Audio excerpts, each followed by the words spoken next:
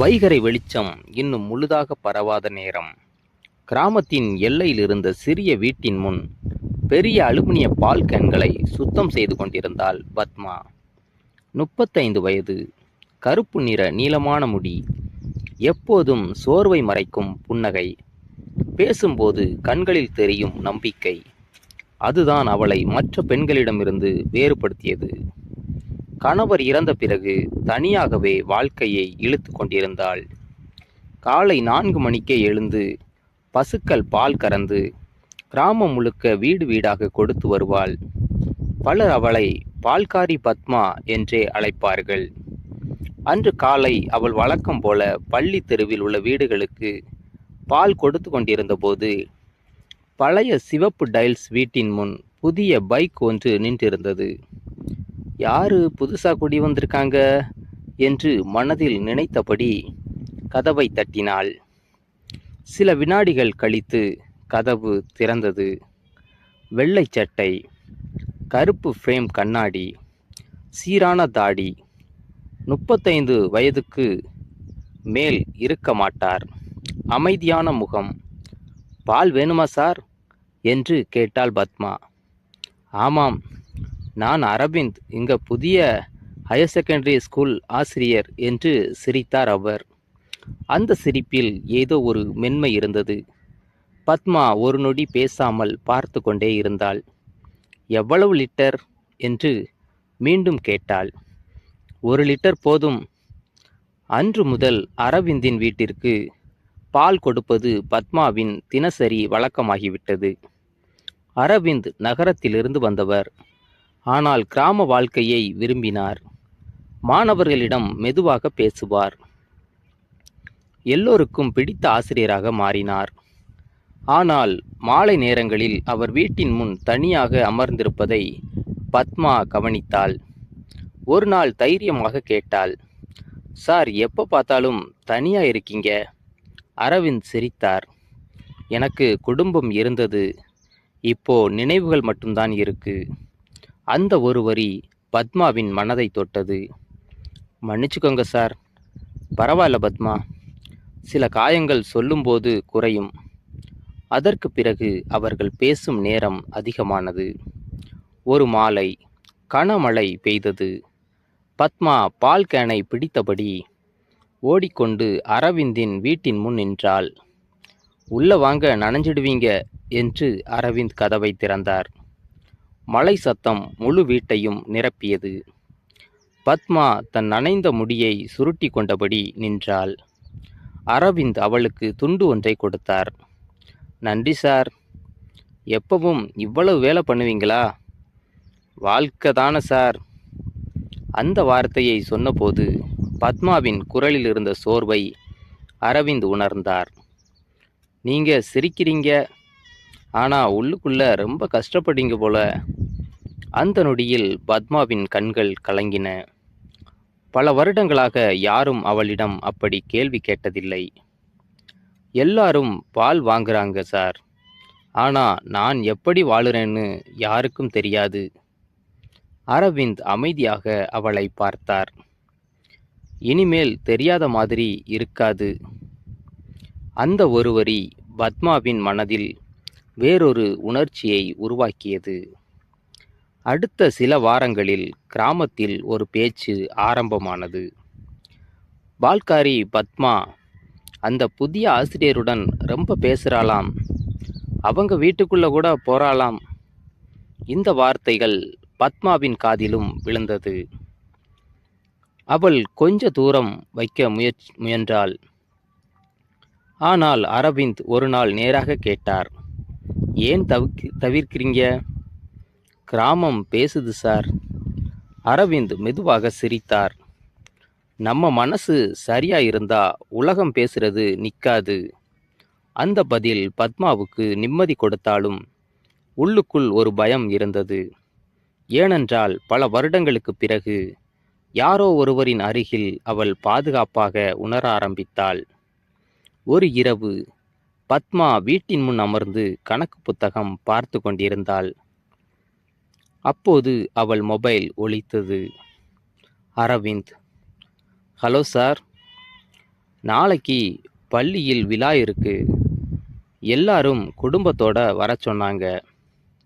அப்போ சில வினாடிகள் அமைதி. நீங்க என்னோட கூட வருவீங்களா பத்மா? அந்த ஒரு கேள்வி அவளது இதய துடிப்பை அதிகப்படுத்தியது. அரவிந்தின் கேள்வி பத்மாவின் மனதை முழுக்க கலக்கியது. நீங்க என்னோட கூட வருவீங்களா பத்மா? மொபைலை பிடித்தபடி சில நொடிகள் அமைதியாக இருந்தாள். சார், கிராமத்துல ஏற்கனவே நிறைய பேசுறாங்க. நான் உங்களை எந்த தவறான காரணத்துக்காகவும் கூப்பிடல. எனக்கு நம்பிக்கையா இருக்கிற ஒரே மனிதர் நீங்க தான். அந்த வார்த்தை பத்மாவின் உள்ளத்தை மெதுவாக வருடியது. பல வருடங்களாக யாருக்கும் அவள் முக்கியமானவளாக உணரப்படவில்லை. சரி சார், வரேன் என்று மெதுவாகச் சொன்னாள்.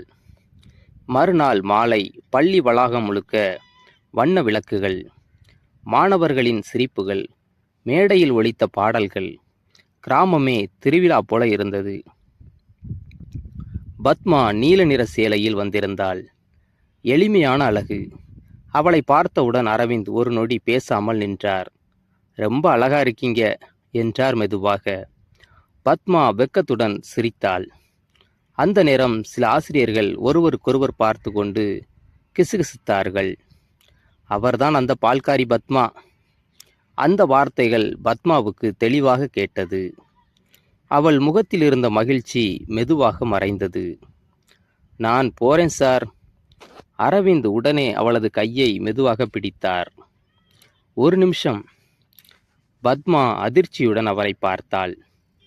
யார் என்ன பேசினாலும் நான் உங்களை மதிக்கிறத மாற்ற முடியாது. அந்த நொடியில் பத்மாவின் கண்களில் நீர் திரண்டது. விழா முடிந்த பிறகு இருவரும் பள்ளி மைதானத்தின் பின்புறம் இருந்த பெரிய வேம்பு மரத்தடியில் அமர்ந்தார்கள். குளிர்ந்த காற்று வீசியது. உங்க குடும்பம் பற்றி நீங்க முழுசா சொல்லலையே சார் என்று பத்மா மெதுவாக கேட்டாள். அரவிந்த் சில நொடிகள் அமைதியாக இருந்தார். எனக்கு மனைவி இருந்தாங்க, ரேவதி. இப்போ 3 வருடம் முன்னாடி ஆக்சிடெண்ட். அவர் குரல் உடைந்தது. அதுக்கப்புறம் வாழ்க்கையே நின்ன மாதிரி ஆயிடுச்சு. பத்மா மெதுவாக சொன்னாள். நானும் அப்படித்தான் சார். இருவருக்கும் இடையில் ஒரு அமைதியான புரிதல் உருவானது. அடுத்த சில நாட்களில் கிராமத்தின் பேச்சு அதிகமானது.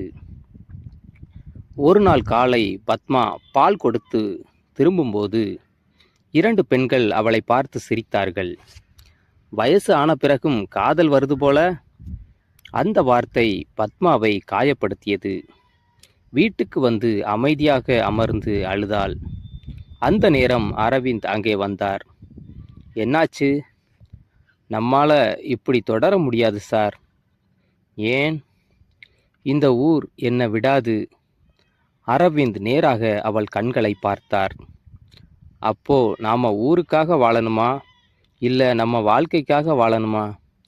பத்மா அமைதியாக இருந்தாள். நீங்க சந்தோஷமா இருக்கணும் பத்மா, அதுதான் முக்கியம்.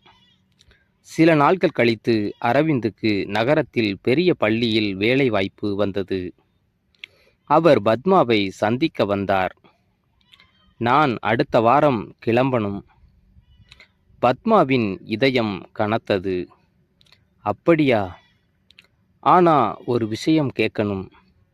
அவள் அமைதியாக பார்த்தாள். நீங்க என்னோட கூட வருவீங்களா? அந்த கேள்வி பத்மாவின் கண்களில் கண்ணீரை வரவைத்தது. இந்த வயசுல நான் புதுசா வாழ்க்கை ஆரம்பிக்க முடியுமா சார்? அரவிந்த் மெதுவாக சிரித்தார். காதலுக்கு வயசு இல்லை பத்மா. நிம்மதியா சிரிக்க முடிஞ்சா அதுவே வாழ்க்கை. ஒரு வாரம் கழித்து அந்த கிராம மக்கள் காலையில் ஒரு காட்சியை பார்த்து ஆச்சரியப்பட்டார்கள். பால்காரி பத்மாவின் வீட்டு கதவு பூட்டப்பட்டிருந்தது. அதன் அருகே ஒரு சிறிய காகிதம் மட்டும். நான் முதல் முறையாக என்னோட வாழ்க்கைக்காக போறேன். அதே நேரத்தில் பேருந்து ஜன்னல் அருகே அமர்ந்திருந்த பத்மா மெதுவாக சிரித்தாள். அவள் அருகில் அரவிந்த். பல வருடங்களாக சுமந்த தனிமை, கண்ணீர், பயம் அனைத்தையும் பின்னால் விட்டுவிட்டு பத்மா புதிய வாழ்க்கையை நோக்கி பயணம் செய்தாள். இந்த ஸ்டோரி உங்களுக்கு பிடிச்சிருந்தா லைக் பண்ணுங்க, ஷேர் பண்ணுங்க, கமெண்ட் பண்ணுங்க. நம்ம சேனலை சப்ஸ்கிரைப் பண்ணுங்க.